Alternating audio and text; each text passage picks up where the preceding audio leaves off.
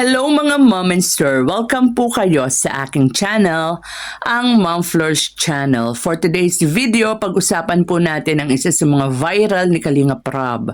Isa sa mga viral ang sinabi ko kasi ang dami pong trending videos ngayon ni Kalinga Prab, no? Kaya nung sa mga nambabash kay Kalinga Prab at sinasabing hindi na raw charity vlogger si Kalinga Prab, kumakapit na lang daw sa mga love teams, teka po muna, no? Pakicheck muna ang channel ni Kalinga Prab para po malaman ninyo kung gaano karami po ang mga charity ni Kalinga Prab, no? So, basta Kalinga Prab, kay love team o hindi love team, patok po yan sa views. So, bago po natin talakayin yung pinaka-topic natin, tulad po ng dati, paki-subscribe po ang aking munting channel. And kung hindi pa po kayo nakaka-subscribe, at paki-like naman po kung naibigan naman ninyo ang ating kwentuhan sa araw na ito. Siyempre po, paki-subscribe din po, paki-supportahan po kung nakasubscribe naman po kayo kay Kuya Val Santos Matubang, Ate Edna Vlogs, at siyempre po Kalinga Prab, Jackie Tapia Matubang Vlog, and paki-supportahan na din po, pakisama po Ka-Business Official and Papa Dins TV at lahat po ng mga charity vloggers, lalo na po yung mga kalingap, partners na totoong lumilingap sa mga kababayan nating mahihirap. So marami pong salamat. So balik na po tayo sa ating kwentuhan. Ang tinutukoy ko pong viral video ay tungkol po doon sa 4 na magkakapatid na sobra pong mahiyain. Especially itong 3 magkakasunod na babae na kung ano-ano na po yung tinatawag sa kanila ng mga kapitbahay nila, no? And the worst na itinatawag sa kanila ay yung zombie nga raw. So nung nakita ko tong mga batang ito, wow, sa lahat ng zombie sila yung magaganda. May itsura po ito, lalo na yung panganay, si Chris. Ayan, maamo yung mukha, matangos ang ilong, ang ganda ng mata. Ganon din po itong si Melissa. Kung di ako nagkakamali, si Melissa ang bunso or si Bea ba? Parang si Melissa, no? Kasi 13 si Melissa, si Bea 15. Tama po ba?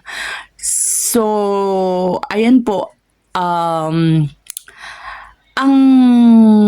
nakakapagtaka lang po dito sa mga batang ito. Kasi ano naman po tayo di ba? Sanay na tayong makakita ng mga mahihiyaing mga bata. Pero sa kanila parang kakaiba, parang sumobra naman po yata yung pagiging mahihiyain nila. Kasi parang hindi na mahihiyain, kundi parang takot na sila sa tao. Halos ayaw nilang ibuka yung mga bibig nila pagka kinakausap sila. And actually dito po sa latest video ni Kalinga Prab sa kanila, pinagsaraduhan pa nila ng pinto si Kalinga Prab to think na 2 beses na silang napuntahan ni Kalinga Prab at nakita naman nila na tulong ang kailangan ni Kalinga Prab. So ibig sabihin sobra yung pagiging mahiyain nila. Ako po sa opinion ko, no, parang kinakailangan po ng parang medication, tulong medical po.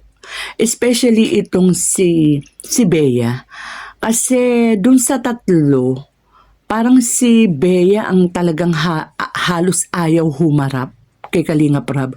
Kasi ito nga si Chris, yung panganay, doon sa sumasagot-sagot na, especially rito sa pangatlong video ni Kalinga Prab Tsaka si Melissa, sa unang punta pa lang ni Kalinga Prab, sumasagot-sagot na.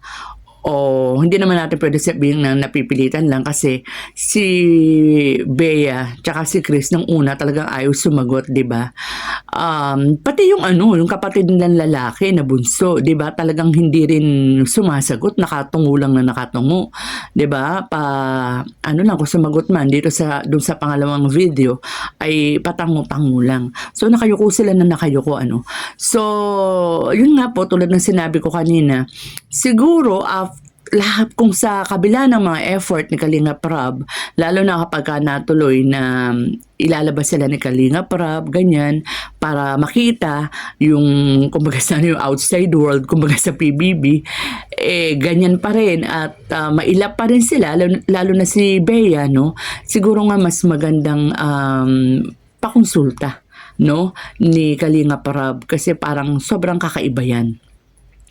And kahit na nga, 'di ba, kahit dumating yung mother nila at sinasabihan sila na kapag dumating si Kalinga Prab o yung grupo ng Kalingap, kakausapin, sasagutin, pero wala pa rin 'di ba?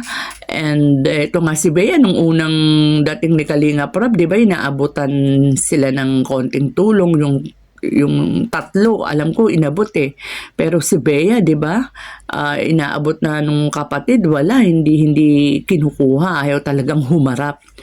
So alam niyo po, maganda yung suggestion nung mga nabasa ko sa comment section na sana raw sa susunod na mai-vlog ni Kalinga Prab itong mga bata, iwasan na po yung zombie. Aring isa yun sa dahilan kung bakit lalong parang nahihiya yung mga bata kasi tinutokso sila 'di ba?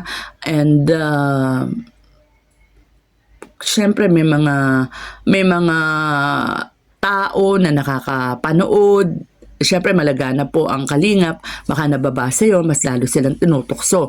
Lalo na kung matutuloy yung plano ni Kalinga Prab na sa pagbabalik niya ay pabibilhan niya ng cellphone dahil para mas makakatulog daw yun, para mas makita, no, mas maging aware tong magkakapatid kung ano yung nangyayari sa labas. Kasi dyan nga sila sa ilang na lugar, sobrang ilang na lugar po kasi yan.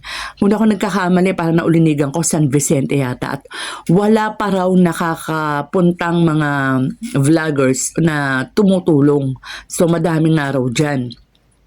Actually, nung una nga, sa unang vlog ni Kalinga Prab, yan ang nasabi niya, wala pang mga, excuse me lang po, tumutulong. Pero dun sa huling vlog na ni Kalinga Prab, nakausap niya si Kuya, tawagin natin siyang Kuya kasi hindi ko nakuha yung name. Yung tumulong o nag-scout o sabihin natin nagsabi kay Red Saint doon sa mga magkakapatid na yan. May mga pumunta na rin daw na mga tumutulong. Pero nag-message si Kuya na mag-stick na lang sa Kalingap, no? Kasi tama yung desisyon ni Kuya kasi kung igagrab pa nila yung mga ibang tumutulong, baka magkaroon pa ng gulo sa bandang huli. Total naman, pag sinabi natin Kalingap, alam naman natin ang kapasidad sa pagtulong niyan, lalong-lalo na kung yan ay kay Kalinga Prab, no? So hindi naman natin sa menos yung mga ibang tumutulong, kaya lang kumbaga mas maganda talaga yung isa na lang 'di ba? At saka total sina Kalinga Prab naman, ang Kalingap naman ang naunang tumulong diyan, kaya mas maganda kung mag-stick na, no, sa kay Kalinga Prab. So ganun na nga po and nakakatuwa rin, sobrang trending nito na ultimo isa sa mga hinahangaan din natin na charity vlogger, si Virgilin Curse, napaka-comment yan 'di ba? And mismo siyang nagsasabi na bagamat naaawa siya doon sa sitwasyon ng mga bata, ay naging panatag ang loob niya nang malaman niya ang nakapag-vlog nga dyan ay ang Kalingap. So ganyan, ultimo si Virgilin Curse, ganyang kalaki ang tiwala sa kakayahan ng Kalingap para sa pagtulong.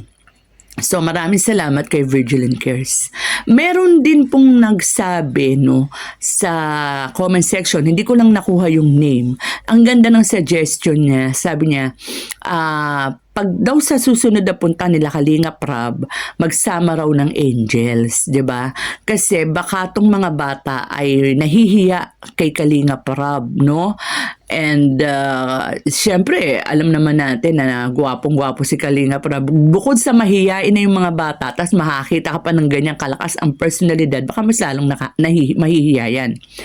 And kasi maganda rin yung suggestion niya kasi narinig natin kay Kuya na tinatanong niya yung mga bata kung sakali ba na isasama sila, pasyal sila, ay sasama sila, no?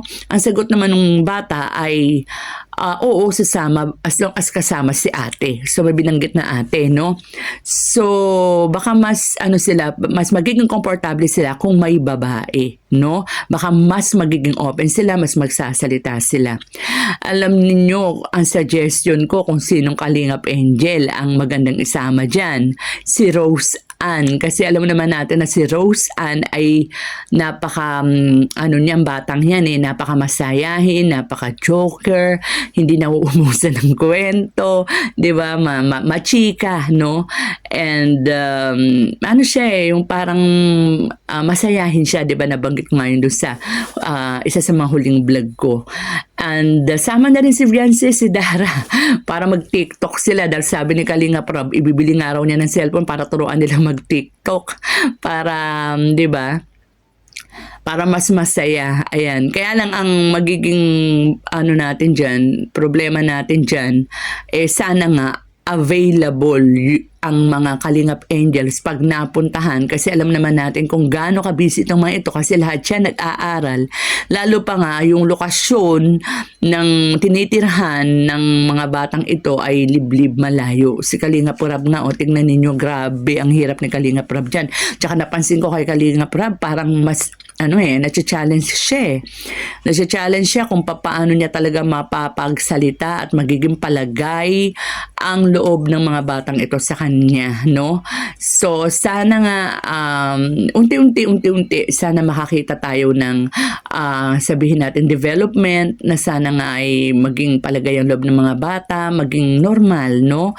And ang isa sa mga aim talaga dyan ni Kalingap Rab, parang nakikita ko sa kanya ng gustong-gusto niyang mangyari ay makabalik sa pag-aaral itong mga batang ito, which is tama naman, ano? And then, nabanggit na rin niya sa mother ng mga bata na balak niya rin patayuan ito ng bahay. Kaya maganda at ang Kalingap ang nakaunang tumulong, magbigay ng tulong sa mga batang ito. So, ayan po abang-abang po tayo at talagang kaabang-abang ang vlog na ito ni Kalingap Rab, kasi hindi lang ang aabangan natin dito is kung paano gumanda yung buhay nila. Ako ang inaabangan ko pa mas lalo rito kasi talagang given na yun na magagawa ng Kalingap.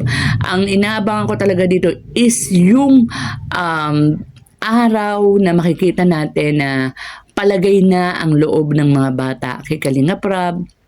Kumbaga namumuhay na sila ng normal, kumikilos na sila ng normal, yun ang maganda ring pakaabangan.